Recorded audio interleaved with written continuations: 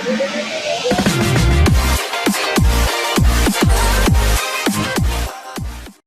afternoon and welcome all of you for our fourth quarter FY18 earnings call. I want to start by saying we are one step ahead and will always be ahead. Let me elaborate by what I mean by saying this. First one would be the acquisition of 21.2 MTPA capacity that we did in June 18. Ramp up of all the plants is ahead of its schedule. In a cyclical commodity industry, normally projects are financed with 40% debt, I would imagine. However, we had financed this acquisition with 80% debt. And I am delighted to share with you that we would have achieved a cash break-even on these assets for the quarter ended Jan-March 18, 1 quarter ahead of schedule.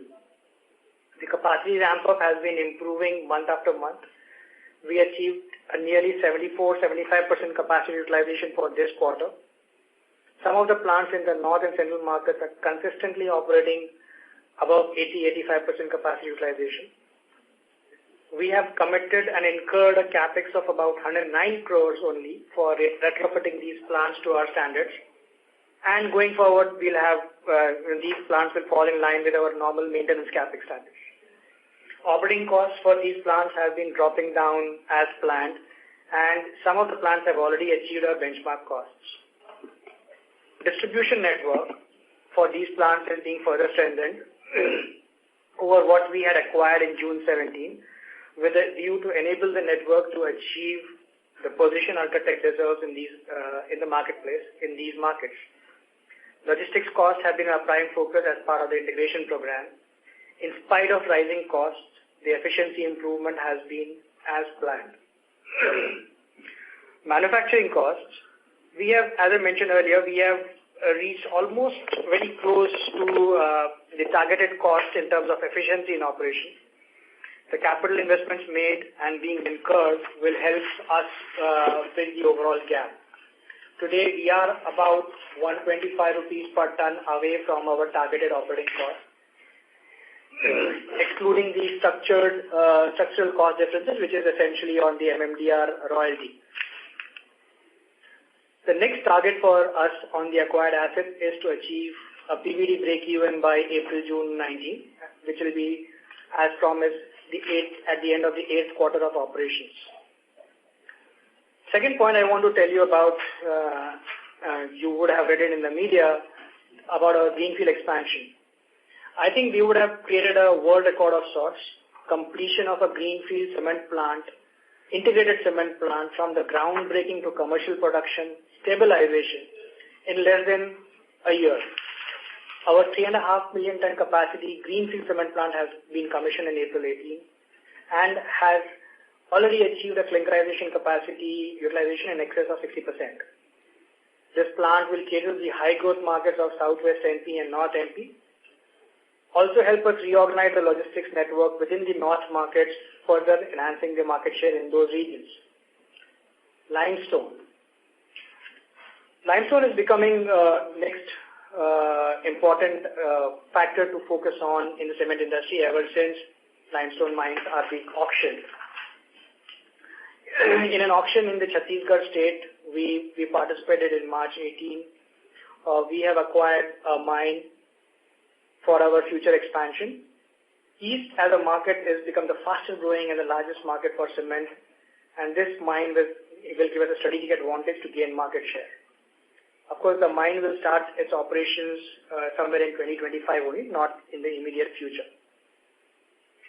We will be actively exploring opportunities for securing limestone for future growth. Petcoke, which is a worry for all cement players, I would say it's become black gold now. Petcoke procurement costs have been going up continuously.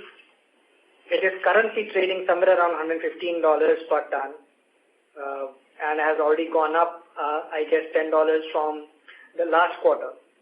Next quarter, which means the April-June quarter also, we will feel the impact of rising costs.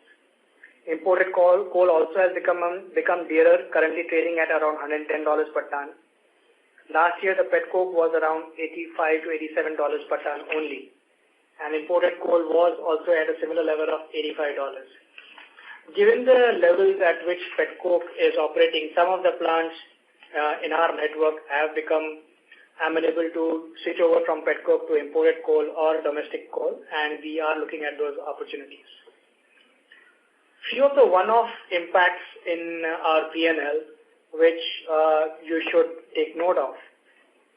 We have reported a PAT of 488 crores, which actually, according to us, is 677 crores, before the impact of one-time exceptional items.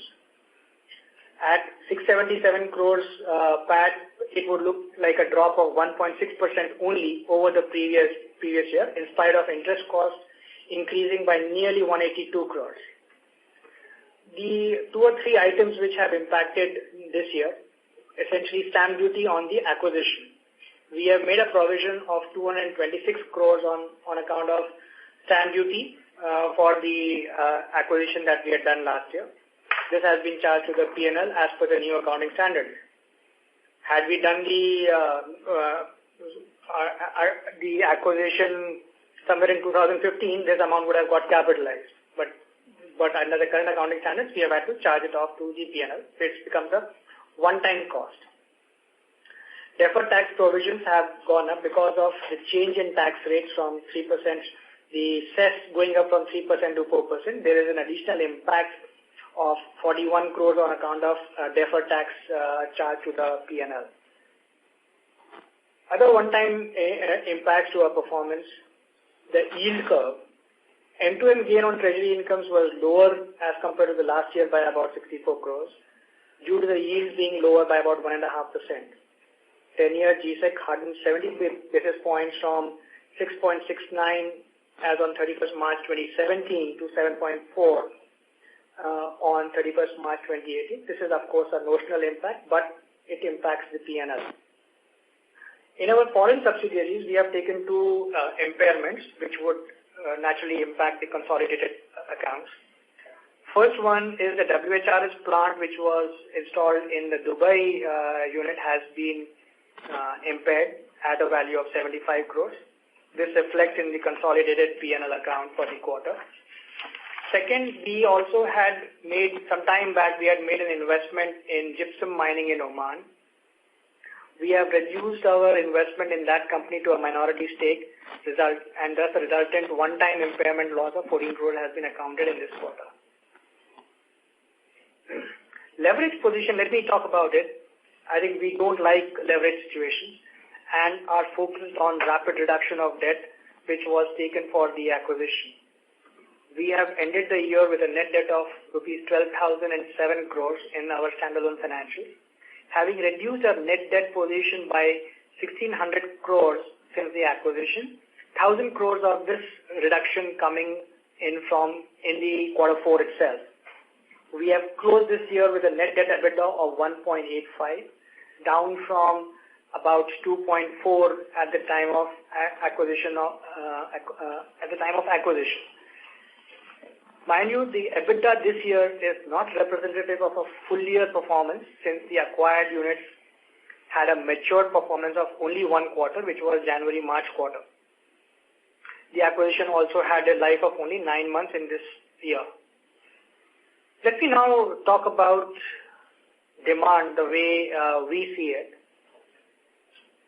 This year, the industry will surely surpass the GDP growth rate of the country, coming out of its longest down cycle. There are some mega projects getting launched, the bullet train, there is a Mumbai-Delhi 10-lane expressway coming up very soon, Delhi International Airport, and there are other metro networks which are being done. These are some big projects to count amongst a few. I believe that infrastructure will continue to drive demand for the near future. Eastern markets are fast becoming the bellwether for cement demand, as it appears from the capacity utilization in that region and overall demand, which is largely being driven by government spending on low-income housing program and roads. Northern markets continue to break records every quarter, showing a huge appetite for growth. Housing market has started improving a bit, but again, infrastructure demand is what continues to pull weight. In the central markets, of course, there's a new infrastructure projects are generating big demand. Maharashtra, the affordable housing segment witnessed high demand coupled with good demand coming in from infrastructure activities in Mumbai and other parts of the state. Gujarat is still witnessing a weak housing demand because of RERA. However, with the DFC entering the state, there is a strong expectation of demand revival in Gujarat as well. Andhra Pradesh and Telangana have been driving demand in southern region with various government projects, and Karnataka has also witnessed improvement in demand from commercial and housing segment. Despite political instability, cement has shown signs of recovery in Tamil Nadu also, the demand coming from the IHB segment. As far as road construction is concerned, which has been the biggest driver within the infrastructure segment, during fiscal year 18, NHAI has constructed about 9,829 kilometers of roads at a pace of 27 kilometers per day, which is an improvement of 20% in its pace of last year, which was at 22 kilometers a day.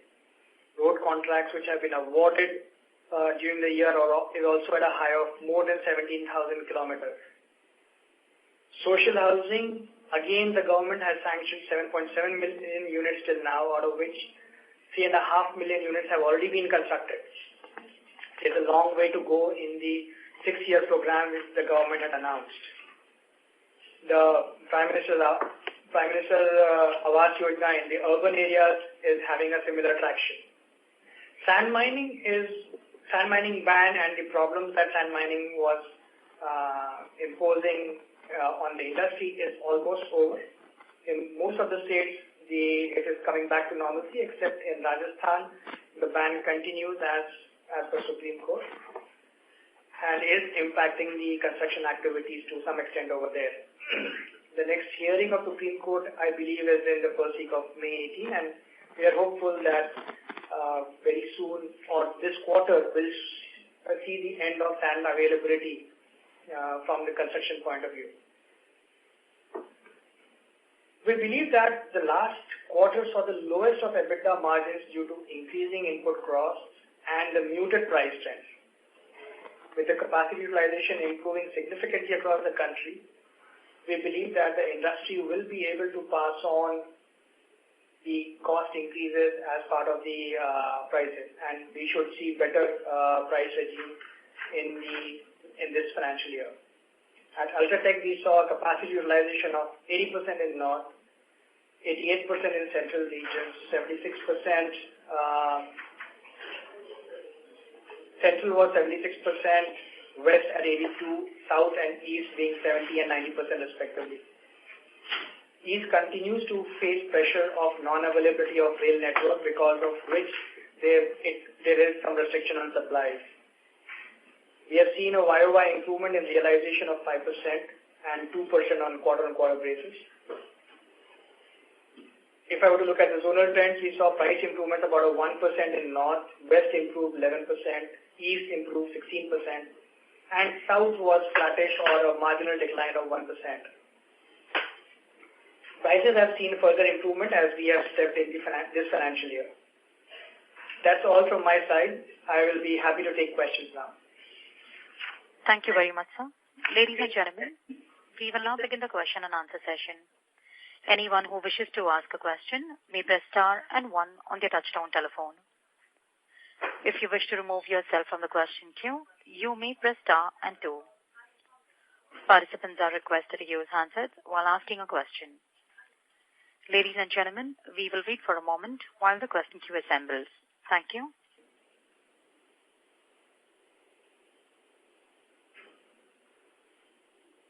The first question is from the line of Naveen Sahadeo from Edelweiss Securities. Please go ahead. Hello. Hello. Yeah, hi, Naveen. Hello, sir. So, congratulations, first of all, on posting great set of numbers despite the challenging environment. 2 questions. Sir, first is you mentioned about prices. So, other regions, while on year-on-year basis, there is some price some bit of improvement. What is leading to low prices in the north region in particular? Because that remains a laggard, and as you in your initial comments said that your capacity utilization, including others, are operating at a fairly healthy level there. I guess it's a matter of time only when you will start seeing improvement in prices, because the only reason whether the demand is temporary, that could be one phenomena playing the minds of the players wanting to capture market share instead of worrying about prices. I don't see any other logic. Okay, fair. So we'll look forward to some nice prices there. My second question was with respect to your greenfield capacity, which you said it's a record time.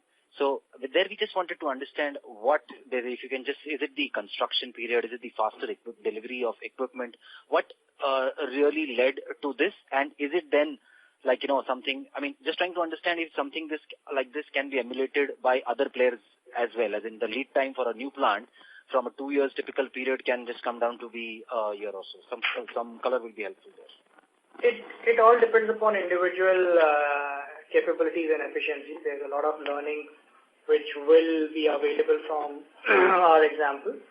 So if people were to act at a similar pace and similar strategies, then obviously a plant can come up in 365 days. So you're saying it can be a new norm that any greenfield project can commission in a year period? Yeah, we will repeat it. I don't know about others, but we will definitely repeat it. Okay. Great, sir. That's it from my side. Thank you. Thank you. The next question is from the line of Vivek Maheshwari from CLSA. Please go ahead. Hi. Good evening, sir. Hi, Vivek. Hi, sir. A few things. First, what is your estimate of fourth quarter as well as full year demand growth in FY18 for the industry? I would imagine it will be a double-digit growth. For fourth quarter? Yeah. And for full year, what is your estimate, sir? Around 8%. Okay. Second, on your own volumes, could you indicate how much would be JPA in the total 17.5? Very difficult, Vivek, because the material moves crisscross. Lots of people, my board also asked me this question. I'm not able to exactly quantify material. Only feature that you can, only way you can analyze it is that capacity utilization of these plants has gone up to 74-75% in this quarter. So that is the sales volume out of 21 million tons capacity, 75% capacity utilization is for this quarter. 74-75% for was the average through the quarter, is it? Yes. That will make it around 4 million during the quarter.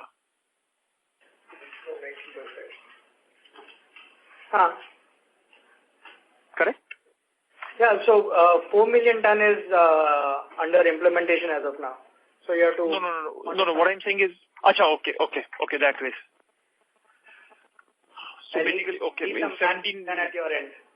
Sure, okay. Other thing you said on the in your opening remarks is if we adjust for one-off, the profit is 677 crores. That's standalone, right? Yes. So this 226 crores of one-time stamp duty, one-time, is that tax deductible or no? Yeah, so there's a tax impact, tax benefit of that. How much is the tax? 78 crore is a tax impact. Net impact being somewhere around 140 crores because of that. Okay, so that is tax deductible. Yeah. And 41 crore is increase in MAT on opening balance because of surcharge rates going up from 3% to 4%. Okay, which is part of the tax, the deferred tax line, right? Yes. Okay, and lastly, on the foreign subsidiary where you mentioned about what exactly went wrong with waste heat recovery and investment? That plant was on a different technology because we have got 5-7 plants already operational in India. That was an ammonia gas-based plant. Okay, and what was expected to be good technology, the technology was not successful. There were frequent breakdowns, gas leakage, which was a very high risk area. Might as well we have actually scrapped that plant. Okay, so the residual value is nothing. 75 crore is the net impact and you will not recover anything at all, right? 75 crore is net of residual value. I see. And a small one, but investment in this gypsum mining, what exactly happened over there? So it was a small mine, about 600,000 tons per annum mining capacity, and there are much larger mines operational.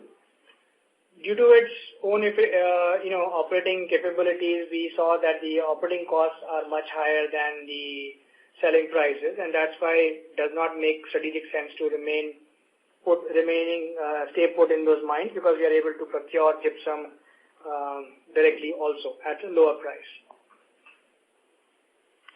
Okay. I have just one more bit, if I may. This petcoke, what will be the average consumption cost during... $104 during the quarter. Against, now it must be anywhere between $110 to $115 per ton now. So the 10% plus hit will be there in the first quarter? First quarter, yes.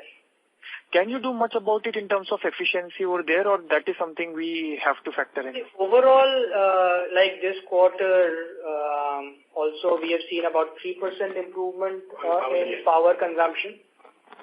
Okay, so that will definitely help in mitigating the impact of rising petcoke prices. Okay. All right. Thank you very much and all the best. Thank you, sir. The next question is from the line of Anubhav Agarwal from Credit Suisse. Please go ahead. Yeah, thank you. Sir, one question on the just INR sensitivity to our overall cost, because we see certain items like petcoke, imported coal, diesel, etc., which links with INR depreciation. Would you have a very simple number, like 1% INR depreciation leads to what increase in our cost? No. Largely if I look at it, petcoke as part of costs would form somewhere around 10% of total costs. 10%? 15%. Sorry, 15% of total costs. So that is the biggest cost driver. And 50. Yeah. Within that, sorry, again, I stand corrected. Imported petcoke would be 7 to 10% only. That is where the maximum impact on operating costs come from, as far as foreign exchange is concerned. And if we include diesel as well, so total impact, we would say, with cost will be 15 to 20%, which will be impacted by INR depreciation? 10 to 12% only. Because diesel impacts directly our road freight. 40% of road freight is linked to diesel prices. Others are non-diesel linked prices. So the logistics cost variations take place only 40% to the extent of diesel. Okay. And one clarity on the employee cost. Employee cost in this quarter has declined 9% sequentially. I've always seen that in March quarter it declines, but this time the decline was significantly higher than the past trends. There is a reduction in retirement benefit because of interest rate is hardened. Oh, okay. So then the pension... it's a gratuity accounting or leave encashment accounting issue. Okay, sure. Got it. Thank you. Thank you. The next question is from the line of Sneha Baheti from Credit Capital. Please go ahead. Hello, sir. Yeah, hi. Sneha Baheti, can you come closer to the phone and speak, please? We are unable to hear you.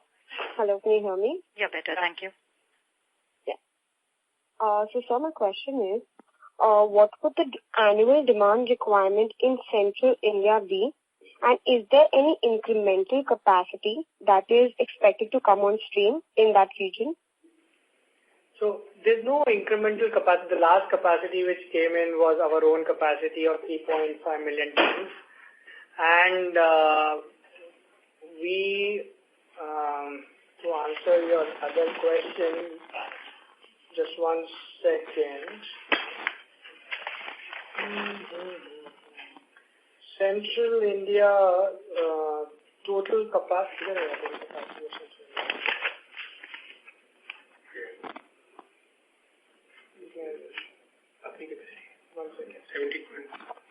So we have about 17.6 million ton of capacity, accounting for 20%. So roughly 85 million ton market size. Okay, 85 million ton market size in Central India, and UltraTech caters to about 20%. 20%, am I correct? Yeah. Okay. Another question that I have is that you said some of your plants are shifting from imported pet coke to imported coal, right? Sorry? You said some of your plants are being able to switch from pet coke usage to imported coal. Imported coal or domestic coal. Yeah. So what would the cost savings be from this shift? Right now, the way we look at it is whichever fuel is cheaper, we need to go in for that fuel. And it's again, prices are moving, and there used to be a time when pet coke would be 10 or 15% beneficial in energy terms. That benefit has got eroded, so might as well shift into alternate sources. Okay, all right. Thank you so much. Thank you. Thank you. The next question is from the line of Gunjan Prithyani from JP Morgan. Please go ahead. Yeah, hi sir. Thanks for taking my questions. Two questions. Firstly, on the JPA assets, did you say that 74-75% is for the average for the quarter, or is it the exit? Average for the quarter. Exit was much higher. And can you share the exit number? It was 84 or 85%. Okay. And in the comments you mentioned that the cost difference now is about 125, and there's of course the MMDR that you need to, the cost that you need to pay. So the EBITDA per ton difference between JPA and the UltraTech standalone assets should be close to about 200 rupees a ton. Is that 125 towards this cost and the 60 rupees towards that MMDR royalty? If you put that together, it's ballpark 200 rupees. 200 rupees, okay. Okay. And second question, sir, I had on was on the capacity addition. Now, clearly, this has ramped up fairly well, and you've yourself mentioned that you're looking at M&A, you're accelerating your capacity additions. Could you just give some sense on what are we targeting in terms of, where do we want to get to in terms of capacity market share, and which are the regions where we are open to exploring more opportunities for additions? And just related question to that, what is the leverage level we'll be comfortable with, while exploring these inorganic and organic opportunities? So there are, we will obviously be picky in terms of assets through the inorganic route. Obviously, we have to be cognizant of compliance with CCI. Having said that, we want to grow in line with the market or at a pace higher than the market. Today, market as in the industry. Today, our capacity utilization for the quarter was about 82%, all put together. With markets growing at 8 to 10% in the next financial year, we would want to capture our market share of that growth also, whether by way of acquisition or organic expansion. Okay. And any geographic, any regional, East is our focus area. East, North, within South, extreme South remains our focus area. There is a bit of room from our perspective to expand further in the central market. Okay. And also Northeast. Northeast, okay. And the leverage that you will be open to while evaluating these opportunities? What is the comfort? Having done that large acquisition of 16,000 crores, I don't think there will be any similar ticket size of acquisition. And we were with that acquisition, we had reached about 2.4x debt EBITDA. So internally, we are prepared to go up to 2.4, 2.5 for sure. But I don't foresee a possibility of debt levels rising to that higher level because the ticket size of growth acquisition will not be so big. Okay. And on the new capacity additions, can you share the timelines for the JPA, the assets under implementation, when do they come on stream, and also the Pali project? Yeah, so the Bara project, which is a 4 million ton grinding units, will come on stream by June 19. By April, June 19, that should be the Bara commissioning. And Pali, we are targeting somewhere around any time in FY20. And the 4 million ton completely comes on stream in April, June quarter for the Bara. Next financial year, yeah. Okay. And just last question on this limestone bid that you mentioned. What would be the operating cost that works out at your bid? So the effective cost or the royalty commitment is 537 rupees per ton. 537 rupees per ton. The limestone mine will get commissioned somewhere around 2025 only. Sure. Okay. All right. I'll join back with you. Thank you so much. Thank you. The next question is from the line of Indrajit Agarwal from Goldman Sachs. Please go ahead. Good afternoon, sir. Thank you for the opportunity. Hi. I have three questions. So, first, in light of the capacity additions in the industry in the course of FY19, how do you see prices moving in that? Do you think that there will be enough demand to absorb that and then have a better profitability in the year? Yeah, as I mentioned in the opening commentary, that last quarter was the lowest in terms of EBITDA per ton because the cost had been continuously going up and prices had not risen. So there is only that much of resilience which the industry would have not to throw back the cost increases into prices. With capacity utilizations now hitting 75%, upwards of 75% for the industry as a whole, I believe that prices correction could happen. Prices improvement could happen. Sure. This is helpful, sir. And, sir, on petcoke, you mentioned the trajectory of imported petcoke prices. How do you see domestic petcoke prices? Unfortunately, domestic has gone up slightly higher than imported petcoke. Domestic petcoke has gone up about 38-39% in the same period. That's 1 second. Yeah, 39% is what we saw an increase in domestic prices as compared to 20% increase in imported petcoke. Sure. It defies all logic, that's all. Yeah. And after Reliance comes in the refinery cost, do you think there's further upside to those numbers? Difficult to say. Of course, there will be shortage of domestic petcoke. People will switch over to imported petcoke. There's enough petcoke available outside India. And so one last question from my side, one housekeeping question. Can you give us the white cement and wall care putty volume numbers and the revenue numbers for RMC and white cement? 4 lakh ton was the volume for white cement and RMC was about 535 crores of turnover was RMC. And white cement turnover? White cement turnover is almost identical at 536 crores. Thank you, sir. That's all from my side. Thank you. So just one question. This is Pulkit from Goldman. Sir, regarding this release of working capital, about 500 crore that you talk about compared to Q3, can you tell what are the key drivers for this? Has it got something to do with readjustment of logistics or anything? No, not to do with logistics. It's inventory management essentially. And when you are tightening your procurement efficiency, so you're able to realize the higher credit.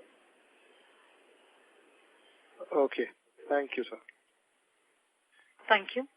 Ladies and gentlemen, in order to ensure that the management is able to address questions from all the participants in the queue, we request you to please limit your questions up to 2.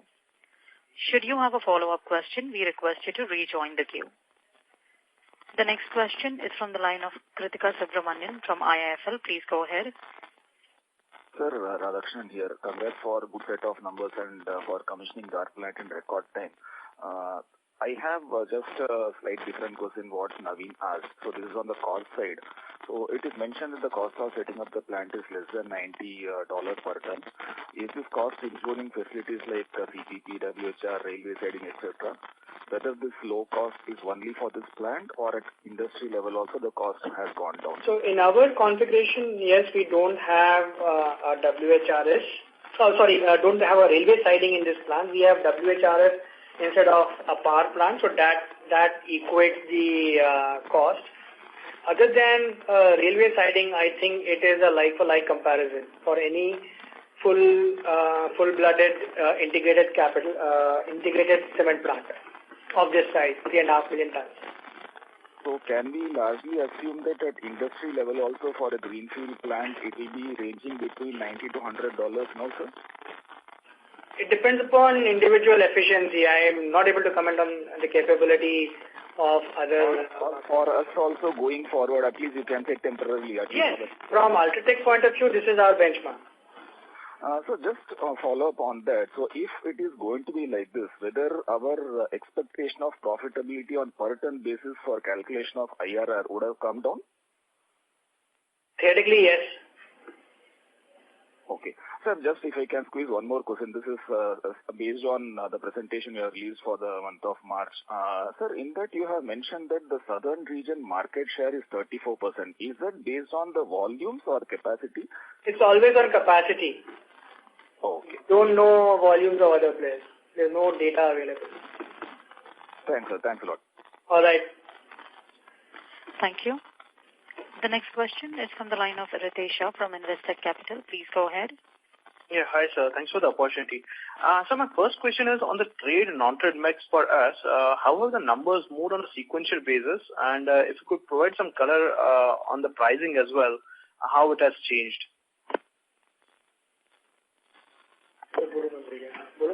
So in this quarter, our trade share has increased by a percentage compared to Q3. Right. Okay. And sir, on the pricing basis, between trade and non-trade, how should one look at it? So generally, non-trade billing prices are lower because, we don't have to pay the dealer commissions and discounts. But if you see at net realization level to the company, there is only marginal difference in case of non-trade. It is more or less similar. Okay. Fair enough. So secondly, at the industry level, in the last conference call, we had indicated we are expecting 35 million tons of capacity addition. Can you provide some color on how the number will look like in FY19, FY20? I'm looking at 20 to 25 million tons for sure. That is in FY20? Both years, 19 as well as 20. Okay, that helps. And sir, for our own expansion at Dalla clinker facility, what is the status like? It should start clinkerization from September. Okay, and so this is 2.3, right, clinker? 2.2. 2.2. Oh, okay, that helps. And sir, last question on petcoke. How much is the mix currently in the power plants and specifically with this changing regulation? Power plants don't have petcoke now, 0. Okay, so we already moved to 0%. Yeah. Okay. Okay, that helps. Thank you so much. Thank you. The next question is from the line of Antariksh Banerjee from ICICI Prudential. Please go ahead. Hi, sir. Congrats on your good set of numbers. Especially excuse me, this is the operator. Mr. Banerjee, can you speak closer to the phone, please? Yeah, is it better now? Thank you, sir. Yeah. So I just wanted to ask regarding your cost efficiency, how much has the lead distance reduced by? So the slide 11 mentions a 3% and 6% that you mentioned in slide 16 is what you aspire to achieve. Is that what I'm reading? No, it's quarter versus annual. So 3% is a quarter improvement, while it's YOY improvement for the full year. Okay. Got for that. And the other thing is, you've already achieved an 85% exit utilization in this acquired asset. Yeah. But the PBT break-even target still remains 5 quarters from now. So are you not seeing any bullish momentum in realization, or? I want to surprise you guys, or kya kadam? Okay, that's all. And the last one thing is something interesting you just mentioned is you're also looking at Northeast. So is that an organic process, or what do you have on your mind? We'll let you know as we are ready to disclose the plans at an opportune time. All right. Thanks. Thank you. The next question is from the line of Ashish Jain from Morgan Stanley. Please go ahead. Hi, sir. Good evening. Hi, Ashish. So firstly, on other expenses, I got numbers, Ashish. Hello? You didn't like our numbers. Yeah, carry on, sorry. The numbers are great, sir, no doubt. Sir, on other expenses, why is the growth so low relative to our volume growth? So what's helping other expenses? It's, higher capacity, volumes absorbing the cost, I would say. All the expenses are not grow proportionately. No, sir, I understand. But, if I see on a per ton basis, they are down like 6-7%. And I would believe this would include stuff like packing material, repair and maintenance, which would have seen growth because of either crude or because of the increased... Ashish, cement industry, there's no operating leverage. 75-80% is variable cost. So fixed cost component is so small, and higher the volumes, the fixed cost remaining same, per ton you will see an improvement. So there's no one-off here? No. One-off I spoke about on the call. Okay. And sir, also in employee cost, what is the impact of the reversal on future payables, gratuity and all? 25 crores. How much? 25 crores. Okay. Okay, that's about it. So secondly, on the Dhar acquisition, you spoke about the cost. Now, does it include the land acquisition cost or? Yes, all inclusive. That's all inclusive. Fine. It's not the acquisition, it's a greenfield. Yeah, sorry, I meant the expansion, sorry. Yeah. And then lastly, on the Pali expansion, now with your, earlier comment on, 12 months probably being a new norm for you, then why are we so, why Pali commissioning is more... From the start of, groundbreaking, it will be, I'm sure we can do it within 365 days. We haven't yet started serious work on that. Okay. Okay, great, sir. Thank you so much. Thanks, Ashish. Thank you. The next question is from the line of Anshuman Atri from Premji Invest. Please go ahead. Yes, thank you for the opportunity and congratulations on the performance. Excuse me, this is the operator. Mr. Atri, can you speak closer to the phone, please? Yeah, I think congratulations on strong performance. So my question is regarding the new channels. You mentioned that the channels are helping you to grow faster than the industry. For example, in RMC, you increase the share, UPS contribution has increased to 60%. So how do we see it going forward as to what kind of growth we'll see above the industry for UltraTech? So RMC will continue to grow, not only for UltraTech, whoever is operating in RMC will continue to grow because it's being led by the infrastructure industry, which is demanding volume, bulk or RMC. And from our perspective, our trade channel, our retail channel, which is the UBS, we continue to expand the network across the country, which is helping our sales volumes. There is no, target number because India is a large network and our presence, wherever we are present, we will continue to expand in and around our marketing networks. Okay. The second question is regarding the limestone auction. So we are seeing an increase in prices with every auction. How do you see the trend going forward as to, is there dearth of material or is it expecting demand, people are bidding? It is the importance of the mine that each relevant player might attach to. We found this mine very strategic. It is very close to our Hirmi Ravan plant, which will help us in our future greenfield expansions. Limestone quality being good quantity of limestone available very close to our plant is all drove our decision. Okay. Thank you, sir. Thank you. Thank you. The next question is from the line of Vijay Chauhan from Jefferies Equity Research. Please go ahead. Hello? Hello. Vijay Chauhan, please go ahead with your question. Hello. Yes, please. Can you just tell volume details regarding the RMC and white cement and white cement? White cement was about 4 lakh tons. RMC rupee value was about 535 crores. Okay. Yeah. Thank you. Thank you. The next question is from the line of Mohit Jain from Deutsche Bank. Please go ahead. Hello? Mohit Jain from Deutsche Bank. Please go ahead with your question. Hello? Yes, yeah, we hi. can hear you. Yeah, hi. Amit Murarka. Yeah, hi. Hi, Amit. Just on the fuel side, just wanted to understand now that generally we've seen such a large inflation in petcoke and coal and other fuels. So what is the thought on industry moving gradually to more of AFR usage, and what are the constraints there, just to understand? Constraints on AFR is largely availability in the country and, the distance that the AFR has to travel. In some of our plants, one particular plant which is down south, we are 14% or 20%, I don't remember the number, 20% now of our overall fuel mix. We have already reached AFR. So it's more about access to AFR, and the industry will have to do some capital investment, which UltraTech is already done with, for the kilns to be able to consume alternate fuel.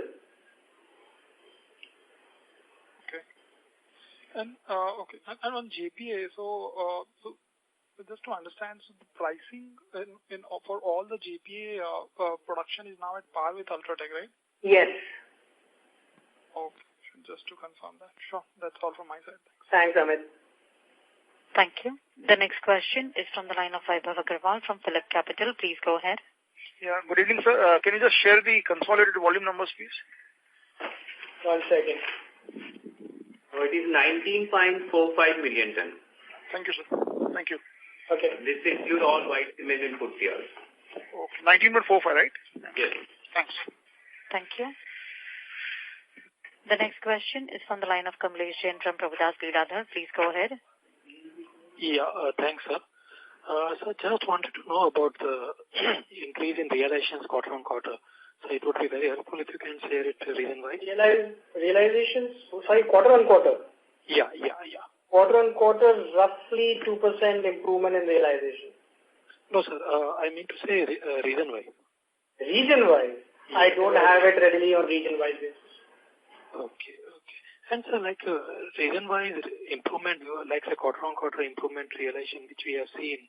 So is it primarily because of the increase in share of reasons, or it is primarily because of the market movement? There was definitely an impact of central markets coming into our fold from within our market share from 1% growing up to more than 20-25%. Barring that, I think it is no different. Every market has its own pricing behavior. But in terms of reasons, like say, the mix which was there in this quarter, I know that the exit rate has been much higher compared to the quarter average. But like say, the month average, the exit rate which is there, so is it more or less stabilized, or we are going to see further change in the mix going forward? So you're asking about trade mix? No, I'm asking about the region mix. Like I believe. Yeah, region mix is to my mind stabilized now, because central markets are operating at good capacity. Small movement will not be too material. Okay. So, like say prior to the JP acquisition, you never used to have the central region. You used to have only the northern region. Now, I believe you would be having the central region alone. So, the central region is entirely UP, or you mean to say the UP? UP and MP is constituted as a central region. Oh, okay. Great, sir. Great. Thanks a lot, sir. Thank you. The next question is from the line of Saumil Mehta from BNP Paribas Mutual Fund. Please go ahead. Yeah, thanks for the opportunity. First, my question is on with the record timeline for less than 365 days and a very attractive $90, should we believe that going forward our acquisition strategy will take a backseat since we can set up plants in a much more cost efficient and a timely manner?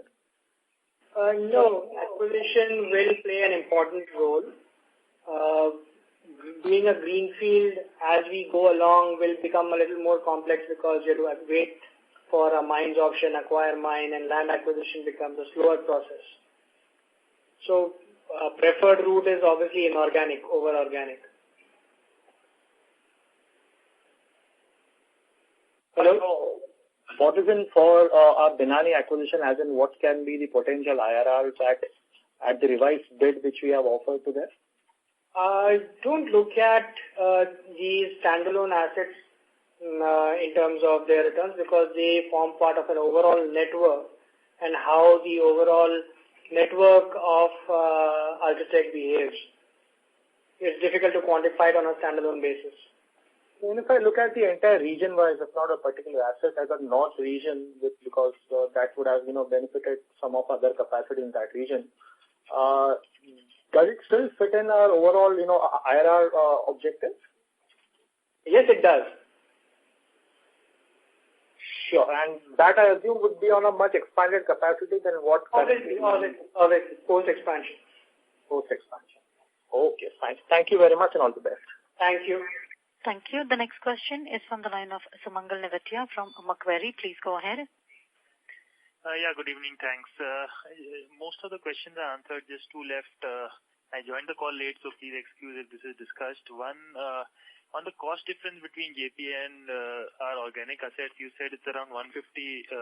125. Okay, 125. All right.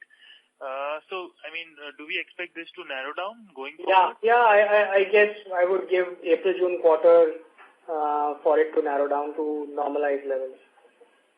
Understand. And when we said we exited at around 84-85% utilization, can we assume FY19 we might exit closer to 90-92 and average somewhere in between? Difficult to say, but yes, I think our ambition will be to be above 80% for the acquired assets.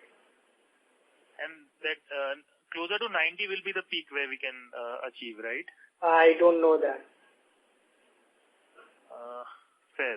All right. Thanks and all the best. Thank you. Thank you. The next question is from the line of Abhishek Ghosh from Motilal Oswal. Please go ahead.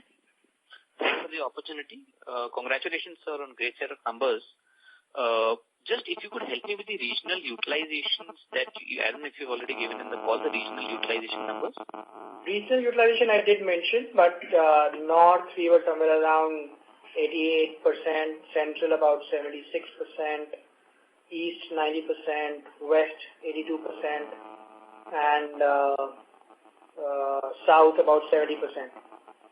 Okay. Just coming to one thing, given that now we are talking about the acquired assets at about 85% utilization, in which south is almost about 30%, where the utilizations are much lower. So would that constrain us from going beyond 85% on a consistent basis?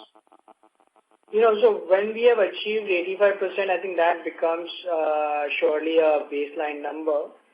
And you rightly said, south is the lowest in terms of capacity utilization. However, south is improving.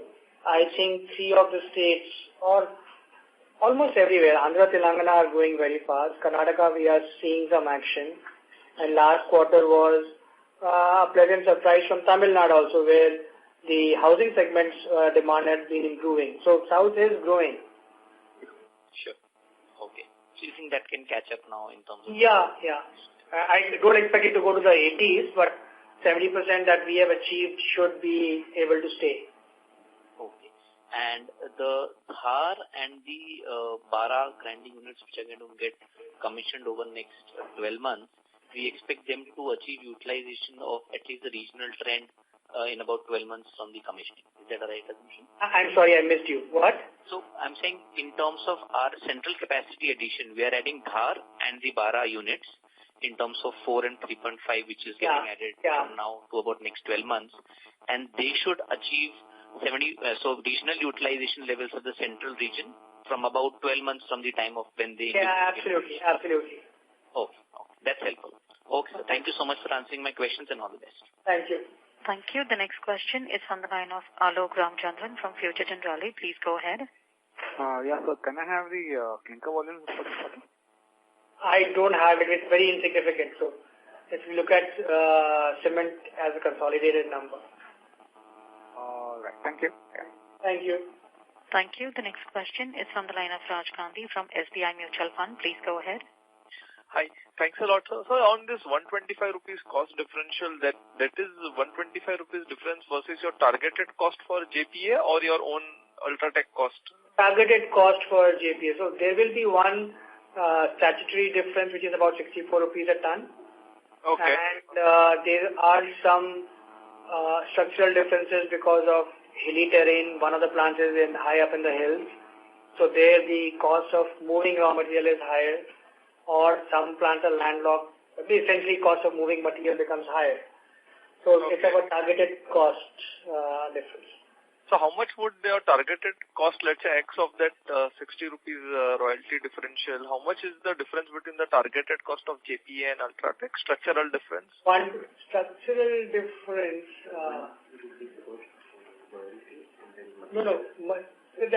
That's not too high. One is 64 rupees of royalty. Cement 70 rupees.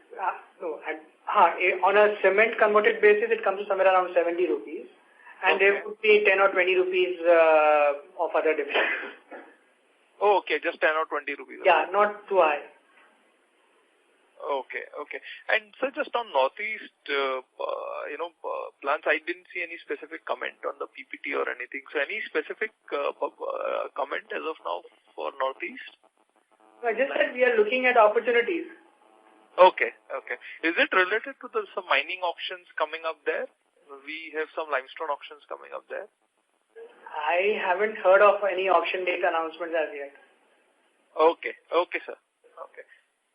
Okay, we'll wait for the details. Thank you. Thank you. The next question is from the line of Prateek Maheshwari from Ambit Capital. Please go ahead. Hello, sir. Hi. Sir, just one question regarding, what would be the clinker to cement ratio right now? Cement to clinker ratio right now? 1.34 is 1.32 exactly, actually. 1.32. So, could you just tell me what it was last year? We always are between 1.32 to 1.34 depending upon the blended cement ratio change. Okay, so it didn't reduce because of the infrastructure demand? No, not too much. Okay. Thank you so much. Thank you. The next question is from the line of Akshit Gandhi from Kotak Mutual Fund. Please go ahead. Yeah, hi sir. Congratulations on a good set of numbers. First question, how much would be the fiscal incentives for FY18 which we would have booked? Incentives for full year, right? Yeah, full year. About 300 crores. About 300 crores, which I believe last year was 141 crores, right? Yes. Okay. And second, while you commented on the pricing scenario, just wanted to reconfirm whether in the northern region, the trade and the non-trade, both the segments have seen a price improvement post-March. Is that correct? Very marginal, but yes, both the segments have seen improvement. So it's not something great, but yes, it's in the positive direction. Okay, fine. Thank you so much. Thank you. Thank you. We take the last question from the line of Vivek Maheshwari from CLSA. Please go ahead. Sir, one follow-up, and I know a couple of questions have been asked around it, but you are saying $90 is the new greenfield cost, and in the past that number used to be $130. So how has there been such a big delta? What has reduced essentially in this greenfield? Can we keep our secrets? Yes, you can, but my point is, does that on one hand you are saying that in record time you are able to put up a plant in an year. On another hand, you are saying greenfield is going down. So the entire theory that was there that entry barriers are rising in the sector. Aren't both the arguments going against? Let me decipher it for you. One is this mine is not under auction, the Dhar plant. So land acquisition we completed long time back. If you were to start a greenfield today on the basis of an acquired mine, my guess is it will go above $100. Okay. Because again, acquired mine doesn't have a big capex, right? The point is in this $90, essentially only the land. Acquired mine has the land capex which shoots up. The price goes up. That is right. That is what I'm saying. So essentially land will be the delta, right? Yes. From the capital cost point of view, land will become a delta. Could add $10 to $15 per ton. So you are saying even on an acquired mine, the capex will be $100, $105 as against $130? Somewhere around that, yes. Going by our experience. I see. Against $130 that you used to say a couple of years back. Yeah. Okay. In that context, again, why should you... It should improve, right? No, that's great. But I'm saying why should you then be aggressively pursuing a Binani acquisition if that is the case? It all depends upon strategic value of the asset. Now, I don't have enough limestone there in Rajasthan. This asset comes with high quality limestone and ample limestone. So, for doing an expansion, it's a good asset. Okay, but again, all inorganic will not be at the same price, mind you. No, I understand, but I'm saying if let's say $100 is the new benchmark, you will require a particular, let's say industry requires a particular EBITDA or profitability for generating enough returns. Does that mean that Binani will then be will be definitely dilute or decisively dilutive then? Because the benchmark itself is $100, as in will not generate enough IRRs or returns? No, it will. It will generate enough IRRs. We know ways and means of how we will go about it. Okay. I'll take it offline with you, sir. Thank you. Will do. All right. Thank you. Ladies and gentlemen, I would now like to hand the conference over to Mr. Daga for his closing comments. Over to you, sir. Thank you, everybody, for joining us on this call. I realize our board meeting got extended and the results were available to you for a very short period of time, but I've had some interesting questions. I think the financial year has begun on a promising note for the cement industry with high volumes going up, the industry coming back into the upcycle, and UltraTech is very well poised and will surge ahead full throttle. In the end, I'll say that we do what we promise and promise only what we do. Thank you and have a good evening. Thank you very much, sir. Ladies and gentlemen, on behalf of UltraTech Cement, that concludes this conference call. Thank you for joining us.